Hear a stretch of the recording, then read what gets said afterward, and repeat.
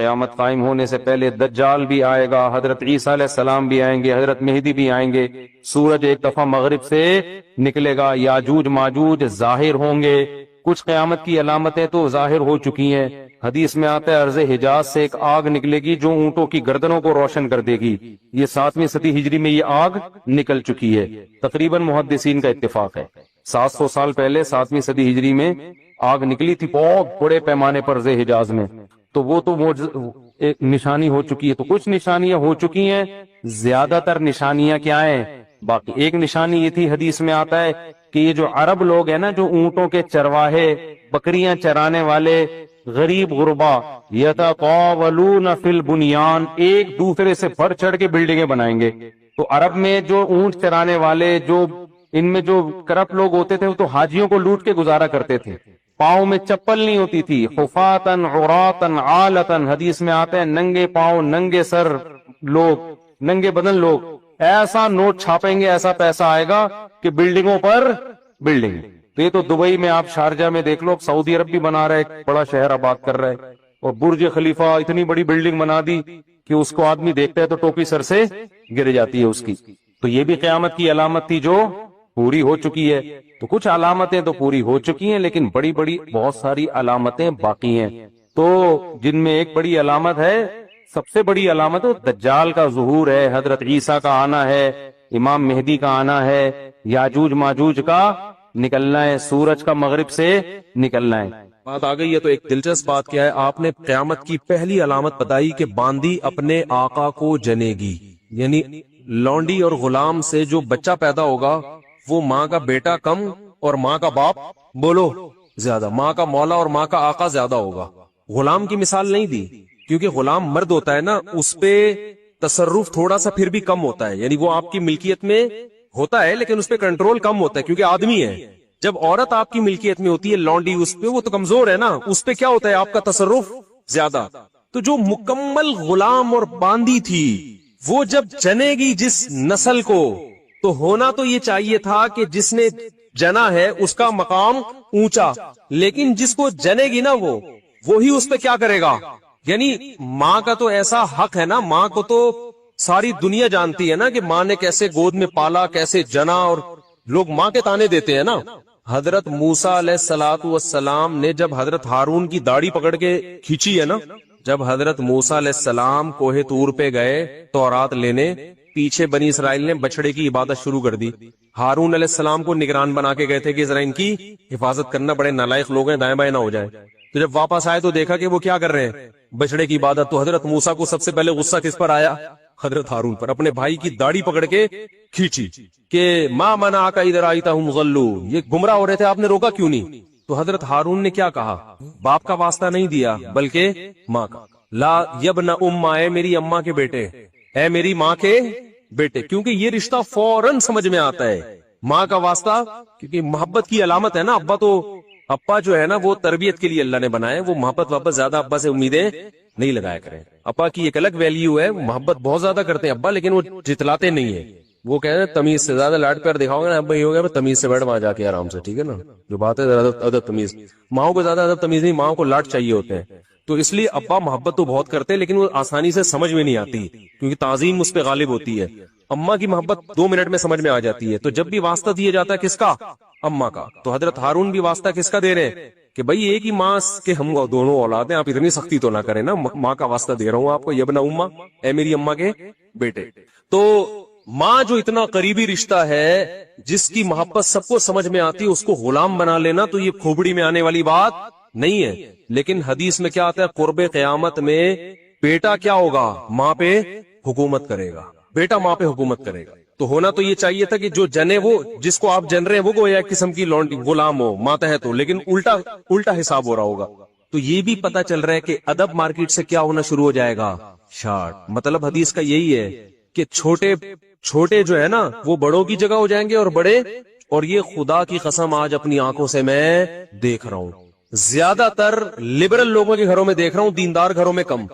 باپ اور ماں اپنے بچوں کو اسکولوں میں 15-20 ہزار روپے فیسیں دے کر بدتمیز بنا رہے ہیں، باقاعدہ پیسوں کے ذریعے، یعنی اسکولوں میں پڑھا رہے، ماڈرن اسکول ہیں، اور بہت ہی ماڈرن قسم کے اسکول جن میں مذہب نہیں ہے, بچہ انگلش میں انگلش بہت اچھی بول لیتا ہے, اور ٹھیک ٹھاک فیسیں دے کے کیا کر رہے ہیں, اپنی نافرمانی پیسے دے کے سکھا رہے ہیں. آج بھی میرے پاس ایک کیس آیا, کسی کو نہیں پتا چلے گا کس کی بات ہو رہی ہے. ایک صاحب نے کہا میں نے اپنی بچی کو ایڈمیشن کروایا, میں 20-20 ہزار روپے فیسیں دے رہا ہوں, اور وہ چرس پی رہی ہے, وہ پتہ نہیں کتنے کتنے لڑکوں سے دوستیاں لگا رہی ہے.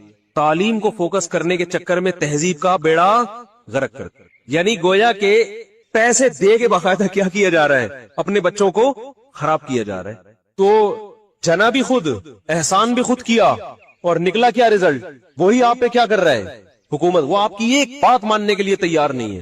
تو یہ وہ دور ہے جس سے ہم گزر رہے ہیں. تو اس میں بھی ادب کی تلقین کی گئی ہے. جب کچھ اس طرح کے لوگ آتے ہیں نا میرے پاس, کہ باپ بیٹا بیٹھا ہوا ہوتا ہے اور باپ اپنے بیٹے کی شکایتیں کر رہا ہوتا ہے بڑے دھیمے لہجے میں کہ بچے کو غصہ نہ آ جائے, اور بیٹا جواب دے رہا ہوتا ہے بڑی اونچی آواز میں. یہ میں نے بہت دیکھ لیا ہے, بہت دیکھ لیا اپنی زندگی میں. اس سے مجھے فوراً وہ حدیث یاد آتی ہے کہ اس کو باپ ہونا چاہیے اور اس کو بیٹا. باپ کو یہ ڈر لگتا ہے کہ یار اب میری اولاد ہے, یار میں کوئی اونچی آواز سے وہ ایک دم میٹر نہ گھوم جائے. دیکھو یہ اولاد کے نالائق ہونے کی علامت ہے کہ آپ نے اپنے باپ کو یہ اتھارٹی نہیں دی ہے کہ وہ آپ کو ڈانٹ سکے. اگر آپ کا باپ آپ کو ڈانٹتے ہوئے گھبراتا ہے نا, خدا کی قسم یہ باپ کے خراب ہونے کی دلیل نہیں ہے, یہ اولاد کے خراب ہونے کی دلیل ہے. یہ اولاد کے خراب, وہ ڈر لگتا ہے اس کو کہ یار کچھ بول دوں تو ایسا نہ ہو ناراض ہو جائے. میں نہیں کہہ رہا اولاد پہ بیجا سختیاں کرے یا خام خام میں ڈانٹ ڈپٹ کرتے رہے, اس سے تو ڈپریشن کے مریض بنتے ہیں. ماں باپ ظلم بھی کرتے ہیں. اس پہ میں انشاءاللہ بیان کروں گا کہ میرا ارادہ ہے, میں نے جو سینٹ میں بل پیش ہوا نا کہ ماں باپ کو اولاد پہ ہاتھ اٹھانے کی اجازت نہیں, شوہر کو بیوی کو ڈانٹنے کی اجازت نہیں, تو یہ بالکل خلاف ہے. لیکن اس کا ناجائز فائدہ بھی اٹھایا جاتا ہے. تو ماں باپ کو بلا وجہ اولاد پہ ہاتھ اٹھانا شرعن جائز. آج ایک صاحب بحث کرنے لگے کہ مجھے اجازت دی ہے شریعت نے کہ میں اپنے بچے کو تھپڑ مار سکتا ہوں. میں نے کہا آپ کو اجازت شریعت نے نہیں دی ہے کہ بلا وجہ آپ اپنے بچے پہ ہاتھ اٹھائیں, اور خاص طور پہ نابالغ پہ. نابالغ کے حقوق اسلام میں بہت زیادہ ہیں. ماں کو اجازت نہیں اپنا غصہ کسی اور پر ہے نکال کس پہ رہی ہے. میں نے ماؤں کو دیکھا ہے طبیعت خراب ہے, جھنجلا رہی ہے, بچے کو پڑھ کے طبیعت سے کوٹ دیا اس کو بیچارہ. بعض بچے ماں کی چنگیز خان جیسی مائیں ہوتی ہیں, وہ بچے ٹھٹر ٹھٹر کے ان کی جو گروتھ ہے نا وہی رک جاتی ہے ان کی. اتنا سختی کا ماحول انہوں نے گھر میں دیکھا ہوتا ہے. تو یہ نہ باپ کے لیے جائز ہے اور نہ ماں کے لیے. تو اس میں علماء کے واقعات بھی سناؤں گا کہ اپنی اولاد کو مارنے سے پہلے کیا ان کے اصول تھے کہ ہم زیادتی نہ کر بیٹھے. خلق من الماء بشرا, اللہ کہتے تمہیں اللہ کی قدرت سمجھ میں نہیں آتی. ایک غلیظ پانی سے انسان کو بنایا میں نے, اس پانی کو دیکھو, اور بنا کے کیا فجعلہ نسبا وصہرا, اس کو 2 خاندان دے دیے, ددیال ننیال, اور بلوغت کے بعد ایک خاندان دے دیا سسرال. اتنی بڑی عزت دے دی اس کو, خاندانوں میں پیدا کیا. اس کی خوشی پہ ددیال ننیال بھی خوش ہوتا ہے, سسرال بھی خوش ہوتا ہے. اس کے رونے پہ ددیال ننیال بھی روتا ہے اور سسرال بھی روتا ہے. ایک پانی کو اتنی عزت آٹومیٹیکلی اب بولتی بند نہیں مل سکتی. لوگ کہتے ہیں نا بولو نہ بولا نہیں بولا کرو, آپ خود ہی بول لیا کریں تاکہ میں بولو نہ بولو نہ نہیں بولا کرو, سینٹینس مکمل کر لیا کریں. ایک غلیظ پانی تھا, کوئی کہہ سکتا تھا ایک ایسے پروسیس سے اس کو بھی گزارا جائے گا, ایک ایسی مشین میں کہ یہ چودھری اور وڈیرا بنے گا, ٹھیک ہے نا, یہ سائنٹسٹ بنے گا, اور یہ ایک سیاستدان بنے گا, یہ ایک بڑا آدمی بنے گا, یہ ملینئرز بنے گا, بلینئرز بنے گا, اور پھر اس کا ایک خاندان ہوگا. اس کو تنگ کرو گے, اس کا باپ بھی آئے گا, ماں بھی آئے گی لڑنے کے لیے, پورا پیچھے خاندان ہوگا, اس کے رونے پہ خاندان روئے گا. پھر اس کا اللہ نے تو 1 سسرال کا ذکر کیا. میں نے اس آیت کی قدر کرتے ہوئے میں نے کہا جب سسرال اتنی بڑی نعمت ہے تو 4 ہونے چاہیے. تو میرے اوپر یہ آیت اور زیادہ فٹ آ رہی ہے. کیا خیال ہے بھائی کہ هو الذی خلق من الماء بشرا, اللہ نے ایک غلیظ پانی سے انسان کو پیدا کیا اور اسے نسب بھی دیا, اور 4 عدد نسب 1 دیا, اور سسرال کتنے دے دیے. اس سے پتا چلتا ہے, اس آیت سے پتا چلتا ہے کہ خاندان ایک بہت بڑی نعمت ہے, اور نعمت جتنی زیادہ ہو اتنا اچھی ہوتی ہے. پیسہ نعمت ہے یا نہیں ہے؟ تو کبھی کوئی کہتا ہے زیادہ پیسہ ایکچولی میں خرچ کہاں کروں گا, ایکچولی مینیج کرنا مشکل ہے. ابے لے آ, بعد میں دیکھیں گے کیا مینیج کرنا ہے اس کو. تو اولاد بھی نعمت ہے. یہ بولی میں یہ شاہ اناس, اللہ کہتے ہیں گفٹ کرتا ہوں بیٹے بیٹیاں, آنے دے, آنے کے بعد کرنا ہے کہ کرنا کیا ہے ان کا, آنے میں نہیں روکنا ان کو کہ گفٹ کم لینے ہم نے, گفٹ تو جتنے زیادہ آ جائیں, اس کے بعد پھر ان کا کرنا کیا ہے. تو بچے پیدا ہونے سے مت روکو, ہونے کے بعد پھر پلاننگ کرو. مسئلہ یہ نہیں ہے بچے جو بگڑتے ہیں نا اس لیے نہیں کہ زیادہ ہے, اس لیے کہ پیدا ہونے کے بعد بھی نہیں سوچ رہے ہوتے ان کو بنانا کیا ہے ہم نے. وہ تو ایک بھی بگڑ جائے گا, پھر تمہارا بچہ پیدا ہوا تم قیامت تک سوچتے رہو گے کرنا کیا ہے اس کو, تو چور بن جائے گا, آٹومیٹیکلی ڈاکو بن جائے گا. تو جو بگڑنا ہوگا تو ایک بھی بگڑے گا. اگر پلاننگ کر کے پیدا کرنے میں پلاننگ نہیں کرو, پیدا تو اللہ کی طرف سے گفٹ ہے, جتنا ہو اچھا ہے, لیکن جو پیدا ہوتے جائے اسی وقت ان کو انسان کا بچہ بنانے کی فکر بولو کرتے چلے جاؤ, کہ بگڑے نہیں ہے. ایسا نہیں چرسی میں بیٹھ رہا ہے, ایک بچہ بھی چرسی میں بیٹھے گا تو چرسی بنے گا, 18 بچے بھی اگر بھائی انسانوں میں بیٹھیں گے تو کیا بنیں گے, انسان کے بچے بنیں گے. فیملی پلاننگ والوں نے تو بچے ہی روک دیے نا. تو نسبا و سیرا, قرآن کہتا ہے سسرال والا بنایا, تو سسرال بھی جتنے زیادہ ہوں اتنے کیا ہیں, اور نعمت ہے سسرال. آپ کسی, یہ تو مذاق کرتے رہتے ہیں, مذاق اڑاتے رہتے ہیں سسرال کا, دل بھی چاہتا ہے لیکن اب کیا کریں, مجبور ہے. لیکن ویسے کتنی عزت ہوتی ہے جب آپ کا ان کے گھر رشتہ نہ ہوا ہو, آپ جاؤ, کوئی عزت دیتا ہے. جہاں آپ کی بات ابھی شادی بھی نہیں ہوئی, صرف رشتہ طے ہو گیا ہے, بھائی دولہا بھائی آئے ہیں, ان کا سموسے کا پوچھو, ایسا نہ ہو برا لگ جائے. آپ کو پتا ہے ادھر برا, ادھر اس کو ٹینشن دی, پارسل کدھر کرے گا, یہ بہن پہ جا کے پارسل کرے گا. یہ سسر کو پتا ہوتا ہے داماد کو ذرا سا ٹارچر کیا, میرے سامنے تو کچھ نہیں بولے گا, یہ پارسل کدھر کرے گا, بیٹی پہ جا کے غصہ نکالے گا. کیسی رسپیکٹ مل رہی ہوتی ہے دامادوں کو, کیا خیال ہے بھائی, بیٹھیے آپ آئیے, ورنہ کون گھسنے دیتا ہے یار. اجنبی لڑکی ہوتی تو عزت دار لوگ تھوڑی گھسنے دیں, بغیرت تو آتے ہیں, آجا بھائی لیٹ کیوں آیا تو, کب سے انتظار کر رہی ہے. بوائے فرینڈ جو ہوگا نا تو اس میں تو اپا آج کل پریشان ہوتے ہیں جن میں غیرت ہی نہیں ہوتی.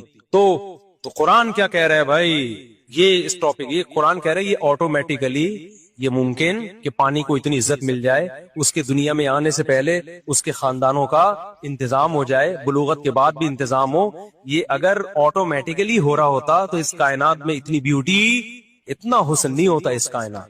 یہی وجہ ہے کہ جو قرآن کے منکر ہیں وہ اس بیوٹی سے محروم. ان کے ہاں نہ سسرال ہوتا ہے نہ ددیال ہوتا ہے, ایک ننیال میں ایک عدد اماں رہ گئی ہے بس خالی ان کی, اور اس سے وہ جان چھڑا نہیں سکتے.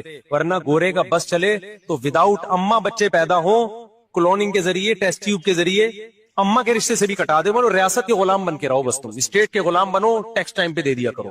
وہ مجبور ہے, اماں سنگل مدر, سارا ان کا نہ ان کے یہاں سسرال ہوتے ہیں, نہ سالے ہوتے ہیں, نہ سالیاں ہوتی ہیں, نہ کزنیں, نہ سب سیٹ اپ آہستہ آہستہ کیا ہو گیا, ختم. کیوں؟ اللہ کی آیتوں کا انکار کیا.